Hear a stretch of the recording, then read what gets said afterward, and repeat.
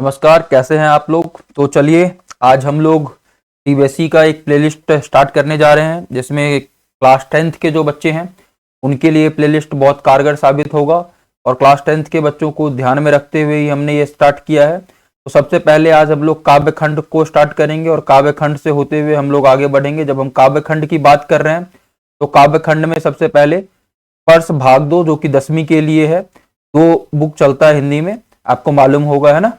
हिंदी ए और हिंदी बी करके इसमें चलता है। तो आज हम लोग स्पर्श भाग 2 का काव्य खंड प्रारंभ करने जा रहे हैं। पहली कविता क्या है आप लोग सभी जानते हैं, कबीर की साखियां। तो आज हम लोग उसी को स्टार्ट करेंगे। और कबीर की साखियों की जब मैं बात करता हूं तो आप लोग को अच्छे से मालूम है कि कबीर के बारे में आपको बेसिक परिचय मालूम होना चाहिए। कबीर कौन थे, क्या उनकी भूमिका रही है, ये सारी चीजें। जब आपको ये चीजें मालूम होंगी तो अच्छे से ये करेगा और एग्जाम में आपके लिए हेल्प करेगा। तो ज्यादा समय नहीं लेते हुए बस मैं एक छोटी सा रिक्वेस्ट करूंगा कि प्लीज आप लोग चैनल को सब्सक्राइब करिए।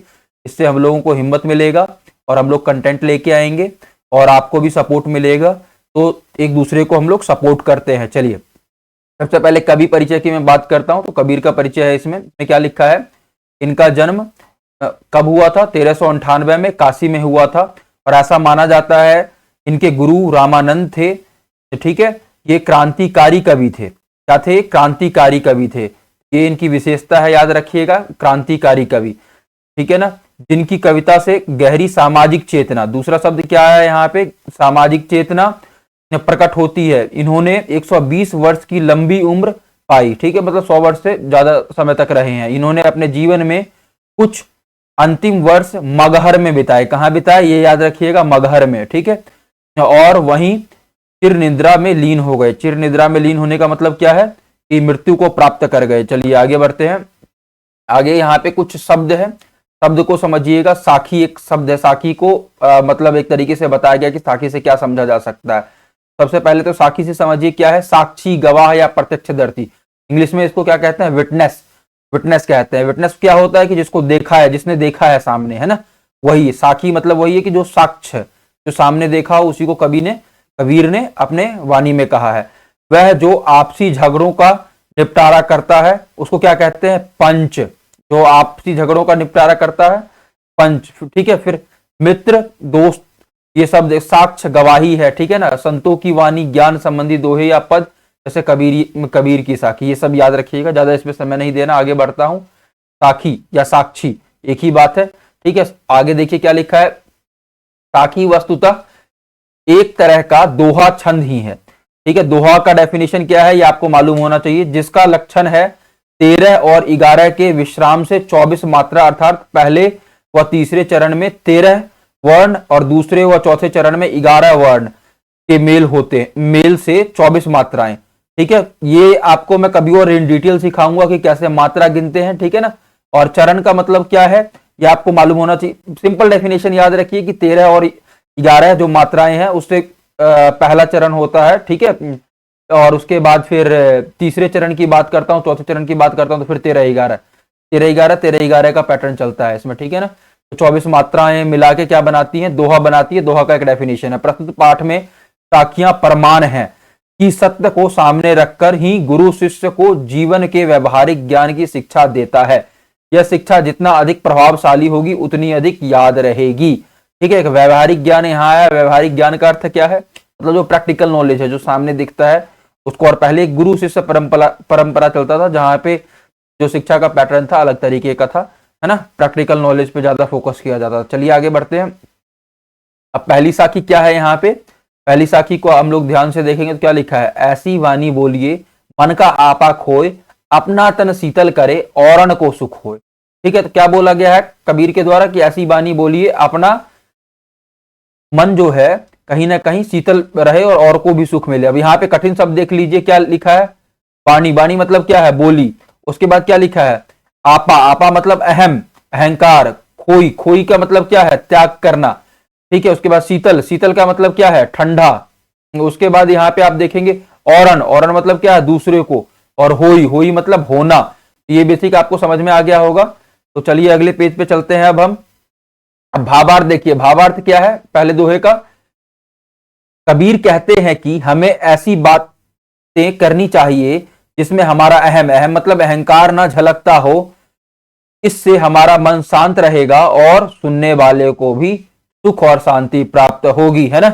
मतलब किसी के सामने घमंड वाली बात नहीं करनी चाहिए। यहाँ पे दो महिलाएं दिख रही हैं आपको, है ना, इन दोनों ने के बीच पहले लड़ाई हो गया था, तो बीच में पीछे जो तीसरा आदमी दिख रहा है ये आया, फिर इन्होंने इनका कॉम्प्रोमाइज करवाया। आज के समय में कॉम्प्रो शब्द चलता है ना, जो आप लोग अपने स्टूडेंट लाइफ में खूब यूज करते हो। उसके बाद क्या हुआ कि दोनों के बीच समझौता हो गया और दोनों फिर देख रहे हैं आप कितने खुशी से एक दूसरे से बात कर रहे हैं। अब ये लोग कैंटीन में जाएंगे खाना खाने के लिए। चलिए अगले दोहे पे आते हैं। अगला क्या लिखा है, कस्तूरी कुंडल बसे मृग ढूंढे वन माही, ऐसे घटे घटे राम है दुनिया देखे नाही। कुंडल का कुंडली का मतलब क्या है, नाभि, है ना। उसके बाद मृग मतलब हिरन। यहाँ पे आपको दिख रहा होगा, ये बिल्कुल आपको ही देख रहा है कि क्या कर रहे हो तुम लोग, पढ़ रहे हो कि नहीं पढ़ रहे हो, इसका एक बहुत बड़ा सवाल है। नहीं पढ़ रहे हो तो आ जाओ मेरे कैटेगरी में ही, जंगल जंगल घूमेंगे। मृग मतलब क्या है, हिरन। उसके बाद घटी घटी मतलब कन कन, हर कन में, है ना। तो यहाँ पे घटी घटी का अर्थ ये है। चलिए अगले पेज पे चलते हैं। अब इसका भावार्थ देख लीजिए। भावार्थ क्या है यहाँ पे, यहाँ कबीर ईश्वर की महत्ता को स्पष्ट करते हुए कहते हैं कि कस्तूरी हिरण की नाभि में ही होता है, लेकिन इससे अनजान हिरण उसकी सुगंध के कारण उसे पूरे जंगल में ढूंढता फिरता है। ठीक उसी प्रकार ईश्वर भी प्रत्येक मनुष्य के हृदय में निवास करते हैं, परंतु मनुष्य इन्हें वहां नहीं देख पाता। वह ईश्वर को मंदिर मस्जिद और तीर्थ स्थानों में ढूंढता रहता है ना। तो आप लोगों ने देखा होगा बहुत लोग जाते हैं कि हज करने जाना है, फलाना है ढिमकाना। बहुत लोग जाएंगे कहीं पे तीर्थ में, कहीं कहीं जाएंगे, तो उन लोग को ये जरूरी है जानना कि क्या है नहीं है, जीवन का क्या सत्य है, उनको मालूम होना चाहिए। ठीक है कि उनको जो सत्य मिलेगा जीवन का यहाँ जाके नहीं मिलेगा। उनको जीवन का सत्य कहाँ प्राप्त होगा, उनको जीवन का सत्य अपने अंदर ही प्राप्त होगा। और अपने अंदर क्या है, जब वो बैठेंगे खुद से बात करेंगे कि आखिर उनके जन्म का उद्देश्य क्या है, वो समाज के लिए क्या कंट्रीब्यूट कर रहे हैं, यही सब भगवान अपने आप मिल जाएगा उनको जब वो अपने सामाजिक दायित्व का निर्वहन करेंगे। चलिए अगले पेज पे आते हैं। अब ये देखिए वही कस्तूरी हिरण है, आपकी तरह ही भटक रहा है बेचारा कि कहाँ से होगा, क्या होगा, कैसे क्या करें, कहाँ से पढ़ें, लाइफ में क्या करना है। लेकिन जब खुद से शांति से बैठेगा तब इसको मालूम चलेगा कि सारी चीजें कैसे क्या है। जैसे आप लोग बहुत जगह भटकते रहते हैं, ज्यादा भटकना नहीं है, खुद से बात करना है, खुद को खोजना है। चलिए आगे आते हैं। जब मैं था तब हरि नहीं, क्या कहा गया यहाँ पे, जब मैं था तब हरि नहीं, अब हरि है मैं नाही, सब अंधियारा मिट गया जब दीपक देखा माही। ठीक है, तो कबीर यहाँ पे क्या कह रहे हैं, भावार्थ पे आते हैं। मैं मतलब अहम, ये आपको मालूम होना चाहिए। हरि परमेश्वर के लिए शब्द यूज किया गया है, भगवान के लिए। अंधियारा मतलब अंधकार, और अंधकार कौन सा अंधकार, वो रात वाला अंधकार नहीं, ज्ञान रूपी अंधकार की बात हो रही है यहाँ पे। ठीक है, भावार्थ में यहाँ पे क्या कहा जा रहा है, यहाँ कबीर कह रहे हैं कि जब तक मनुष्य के मन में अहंकार होता है, क्या होता है, अहंकार, तब तक उसे ईश्वर की प्राप्ति नहीं होती। जब उसके अंदर का अहंकार मिट जाता है तब ईश्वर की प्राप्ति होती है। ठीक उसी प्रकार जैसे दीपक के जलने पर उसके प्रकाश से अंधियारा मिट जाता है, यह अहम का प्रयोग अंधकार के लिए तथा दीपक का प्रयोग ईश्वर के लिए किया गया है। ठीक है, और ईश्वर अर्थात ज्ञान भी इसको हम लोग कह सकते हैं। इसको आप लोग याद रखिएगा। चलिए आगे बढ़ते हैं, ज्यादा समय नहीं लेते हुए।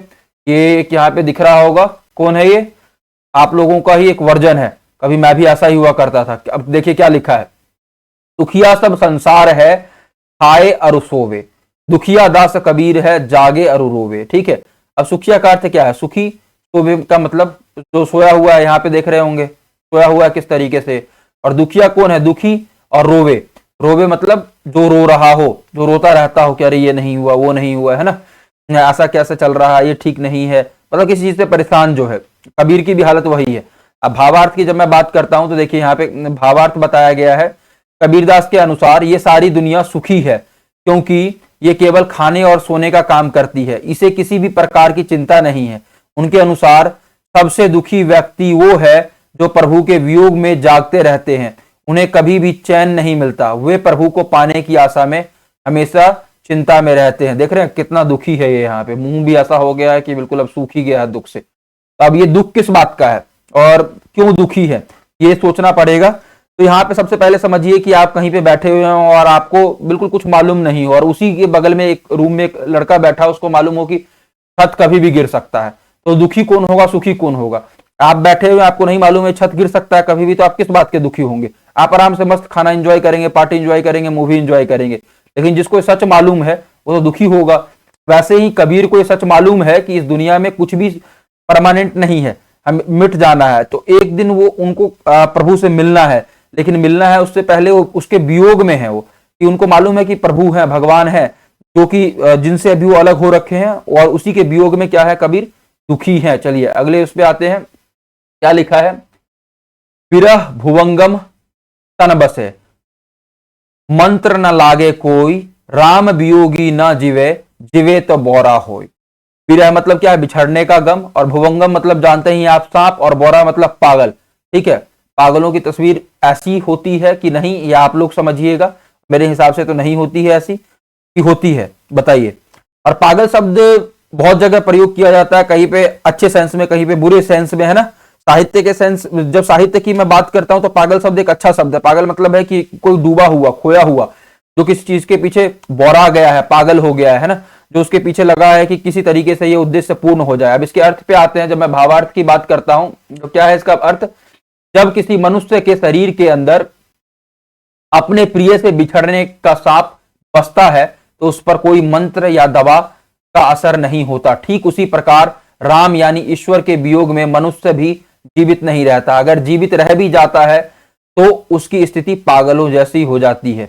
एक भाई साहब है, इनकी प्रेमिका कहीं खो गई थी, उसके बाद इनको खुद नहीं मालूम है कैसे क्या कर रहे हैं, क्या नहीं कर रहे हैं, हर जगह ढूंढते फिरते हैं उसको। देखिए यहाँ पे बैठ के सीआईडी की तरह तलाश कर रहे हैं कि कहीं इसी रास्ते से तो नहीं गुजरेगी।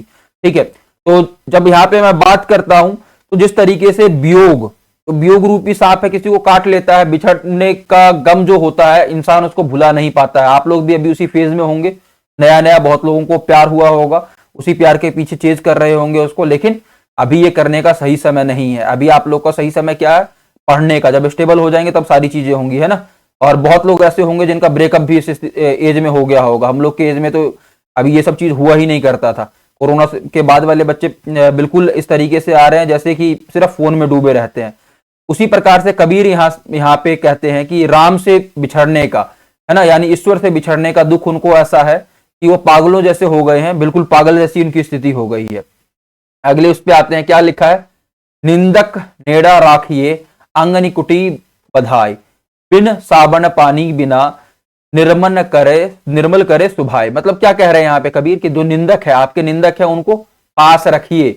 और पास क्यों रखना है, क्योंकि बिना पानी के उन स्वभाव को निर्मल करते हैं। पहले कठिन शब्द देख लेते हैं, क्या है इसका, निंदक। निंदक मतलब निंदा करने वाला, नेड़ा मतलब निकट, आंगनी मतलब आंगन में, साबन मतलब साबुन, निर्मल मतलब क्या है, साफ, और सुभाई मतलब स्वभाव। ठीक है, तो आगे मैं बढ़ता हूं तो आगे देखते हैं यहाँ पे क्या है, भावार्थ। भावार्थ इसका क्या है, यहाँ पे संत कबीर कहते हैं कि निंदा करने वाले व्यक्तियों को सदा अपने पास रखना चाहिए, हो सके तो उसके लिए अपने पास रहने का प्रबंध करना चाहिए, ताकि हमें उसके द्वारा अपनी त्रुटियों को सुनकर और उसे दूर कर सके। इससे हमारा स्वभाव साबुन और पानी की मदद के बिना निर्मल हो जाएगा, है ना। एक होता है इनर स्वभाव, एक होता है आउटर स्वभाव। आउटर स्वभाव तो आप मान लीजिए शरीर को पानी साबुन से साफ कर सकते हैं, लेकिन आंतरिक मन को कैसे साफ करेंगे, व्यवहार से स्वच्छता आएगा उसमें। तो अपने जो विरोधी हैं, जो आपकी बुराई करते हैं, उनको पास रखिए। उससे क्या होगा, उससे ये होगा कि आप स्वच्छ होंगे, तो आपका जो मन होगा उस पर काम करेगा और साफ हो जाएगा, वो बुराइयां आपसे दूर जाती रहेंगी। जैसे ये एक औरत है, ये इसकी बेटी है ना, ये रोज उसकी बुराई करती रहती है कि तुम ये नहीं करती हो, तुम होमवर्क नहीं करती हो, फलाना ढिमकाना, दूसरे बच्चे देखो तुमसे आगे बढ़ रहे हैं, क्या एक तरीके से निंदा ही कर रही है इसके। लेकिन क्या है, धीरे धीरे इस चीज को सीख के ये जो है यहाँ पे गुड़िया, ये चीज को सीखते हुए आगे बढ़ रही है, और कहीं ना कहीं इसमें इंप्रूवमेंट आ रहा है। ठीक है, चलिए आगे बढ़ते हैं। अब अगला क्या लिखा है, पोथी पढ़े पढ़े जगमुआ, है ना, मतलब पोथी पढ़े पढ़े जगमुआ, पंडित भया न कोई, एक के आसिर पीव का पढ़े सो पंडित होए। कठिन शब्द क्या है, देखिए, पोथी मतलब पुस्तक, मुआ मरना, भया बनना, तो उसके बाद क्या है, आसिर अक्षर, और पीव मतलब प्रिय। ठीक है, तो क्या यहाँ पे कबीर कह रहे हैं कि बहुत मोटी मोटी किताबों को पढ़ने का कोई मतलब नहीं है, कोई अर्थ नहीं रह जाता, क्योंकि जब हम बात करेंगे प्रैक्टिकल ज्ञान की तो किताबों से नहीं आती है। भावार्थ एक बार स्पष्ट रूप से समझ लेते हैं। भावार्थ में क्या कहा गया है, कबीर कहते हैं कि संसार में मोटी मोटी पुस्तकें पढ़ पढ़कर मनुष्य मर गए, परंतु कोई भी पंडित ना बन पाया। पंडित शब्द का अर्थ क्या होता है, ज्ञानी भी होता है। ठीक है, यदि कोई मनुष्य ने ईश्वर भक्ति का एक अक्षर भी पढ़ लिया होता तो वह पंडित बन जाता, यानी ईश्वर ही एकमात्र सत्य है, इसे जानने वाला ही ज्ञानी है। अब ईश्वर शब्द का अर्थ क्या है, या यहाँ पे ईश्वर भक्ति का अर्थ क्या है? ईश्वर भक्ति का अर्थ क्या है? मनुष्य की सेवा। दूसरा अर्थ इसका ये है, क्योंकि हर इंसान में ईश्वर बसता है ना, मुझ में भी, आप में भी, सब में ईश्वर बसा हुआ है, सब ईश्वर के ही अंश है। तो अगर आप मनुष्य का सेवा करते हैं तो वो भी एक तरीके से ईश्वर भक्ति ही है। जो किताबें ये चीजें नहीं सिखाती, किताबें सिर्फ आपको प्रैक्टिकल ज्ञान की जगह थ्योरेटिकल ज्ञान सिखाएंगी कि थ्योरी ऐसे होता है, फलाना होता है, ढिमकाना होता है, ये सारी चीजें है ना। आगे बढ़ते हैं, आगे क्या लिखा है? हम घर जाल्या आपना, लिया मुरारा हाथी, अब घर जालो तासका, जो चले हमारे साथी। जाल्या का मतलब क्या है? जलाया। आपना मतलब अपना, मुरारा मतलब जलती हुई लकड़ी, ठीक है, ज्ञान का प्रतीक है एक तरीके से। डालो मतलब जलाऊं, और तास की मतलब उसका। और ये कौन सी भाषा यहाँ पे प्रयोग की जा रही है आप बताएंगे? ब्रज है, अवधी है, ये कमेंट बॉक्स में आप लोग को बताना, ठीक है। ये एक तरीके से मसाल है, आप देख पा रहे होंगे। मसाल किस चीज का प्रतीक होता है? कहीं ना कहीं किसी अच्छे चीज का प्रतीक होता है।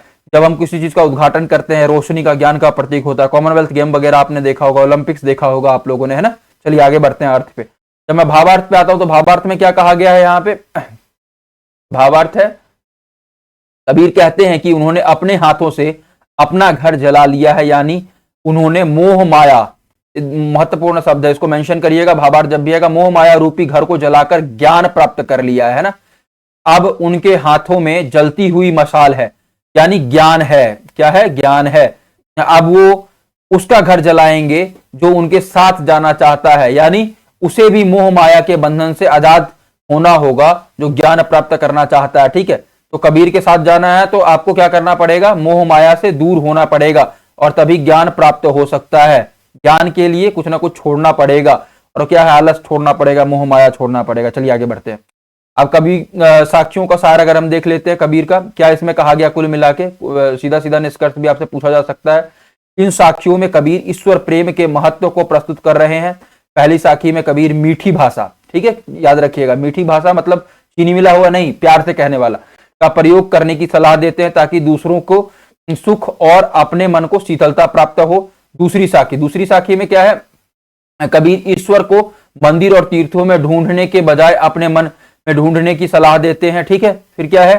तीसरी साखी में कबीर ने अहंकार और ईश्वर को एक दूसरे के विपरीत उल्टा बताया है, ठीक है। फिर चौथी साखी में कबीर कहते हैं कि प्रभु को पाने की आशा उनके संसार के लोगों से अलग करती है, ठीक है। पांचवी साखी में कबीर कहते हैं कि ईश्वर के वियोग में कोई व्यक्ति जीवित नहीं रह सकता, अगर रहता भी है तो उसकी स्थिति पागलों जैसी हो जाती है, ठीक है। फिर क्या है?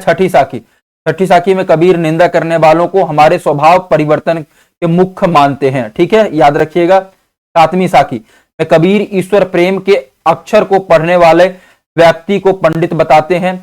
और अंतिम साखी में कबीर कहते हैं यदि ज्ञान प्राप्त करना है तो मोह माया का त्याग करना पड़ेगा। इसमें कोई डाउट, कोई कंफ्यूजन नहीं रहना चाहिए आपको।